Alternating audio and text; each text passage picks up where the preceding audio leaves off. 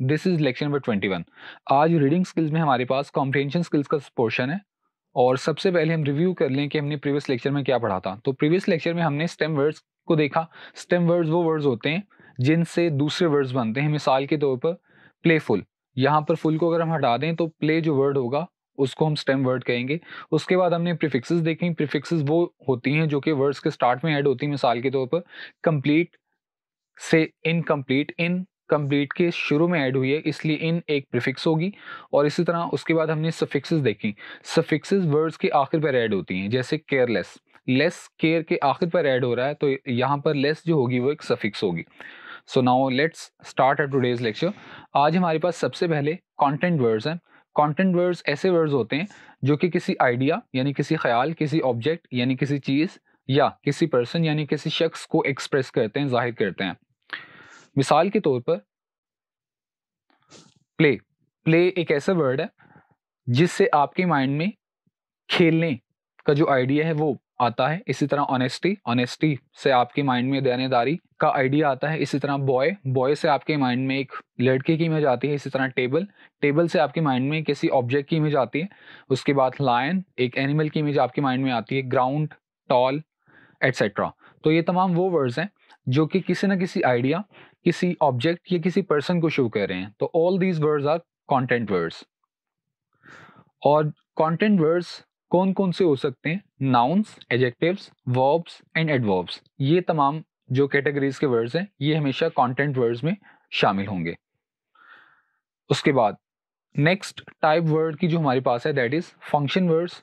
Function words जैसा कि नाम से जाहिर है ऐसे वर्ड्स होते हैं जो किसी आइडिया, ऑब्जेक्ट या पर्सन को तो एक्सप्रेस नहीं करेंगे लेकिन उनका कोई ग्रामेटिकल मीनिंग होगा। मिसाल के तौर पर द हमारे पास जो वर्ड है द स्पेसिफिकनेस को शो करता है। मिसाल के तौर पर एग्जांपल है हमारे पास the cat is sitting under the table.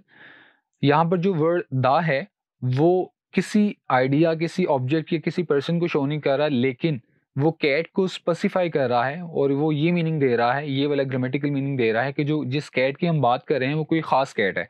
कोई भी कैट नहीं हो सकती, किसी खास कैट की बात कर रहे हैं तो यहाँ पर द एक ग्रामेटिकल मीनिंग दे रहा है। इसी तरह आ, एन, ऑफ, विद, ये भी सारे ग्रामेटिकल मीनिंग्स देते हैं। एंड भी एक कंजंक्शन है जो कि एक ग्रामेटिकल मीनिंग देता है।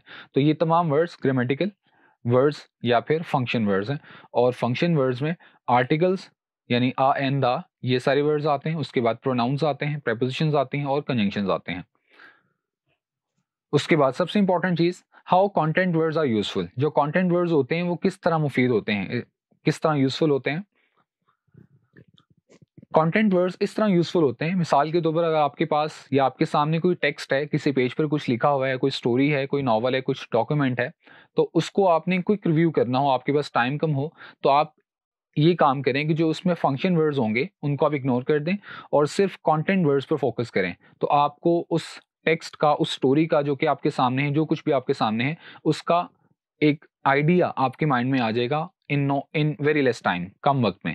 अब हमारे पास एग्जाम्पल है the boys are going to Karachi. लड़के कराची जा रहे हैं। यहाँ पर हमारे पास कंटेंट वर्ड्स हैं बॉयज, गोइंग एंड कराची। इसके बरक्स फंक्शन वर्ड्स हैं हमारे पास द, आर एंड टू। अब अगर हम एक काम करें कि यहाँ पर हम फंक्शन वर्ड्स को इग्नोर कर दें लाइक दिस और हमारे पास सिर्फ कंटेंट वर्ड्स हों, तो कंटेंट वर्ड्स को देखकर हमें आइडिया मिल जाता है कि इस सेंटेंस में क्या कहने की कोशिश की जा रही है। बॉयज गोइंग कराची मतलब बॉयज कराची जा रहे हैं। तो फंक्शन वर्ड्स के बगैर भी कंटेंट वर्ड्स को देखकर ही हमें एक सेंटेंस का, एक टेक्स्ट का आइडिया हो जाता है कि उस टेक्स्ट में या उस सेंटेंस में क्या कहने की कोशिश की जा रही है। तो अगर आपके पास एक सेंटेंस है, अगर आप सारे वर्ड्स को पढ़ते हैं तो it will take more time as compare to this कि आप सिर्फ कंटेंट वर्ड्स पर फोकस करें। तो अगर आपके पास टाइम कम है और आपने किसी टेक्स्ट को जल्दी से रिव्यू करना है तो उसकी एक सिंपल सी और बड़ी अच्छी ट्रिक ये है कि आप उसमें फंक्शन वर्ड्स को इग्नोर कर दें और सिर्फ कंटेंट वर्ड्स पर फोकस करें। तो उससे आपको उस सेंटेंस का, उस टेक्स्ट का आपको आइडिया मिल जाएगा कि उस सेंटेंस या टेक्स्ट में क्या कहने की कोशिश की जा रही है। So that's all for today's lecture.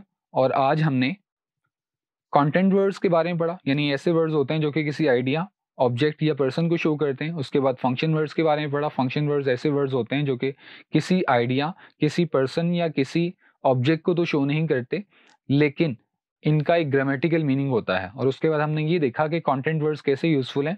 Content words ऐसे यूज़फुल हैं कि अगर आपने किसी चीज़ को जल्दी से रिव्यू करना है, उस चीज़ का आपने क्विक आइडिया लेना है, तो आप सिर्फ कंटेंट वर्ड्स पे फोकस करके और फंक्शन वर्ड्स को इग्नोर करके आप उस टेक्स्ट का, उस लिखी हुई चीज़ का एक जल्दी से कम टाइम में आइडिया ले सकते हैं। So here ends our today's lecture. I will see you in the next lecture. Till then अल्लाह हाफ़िज़।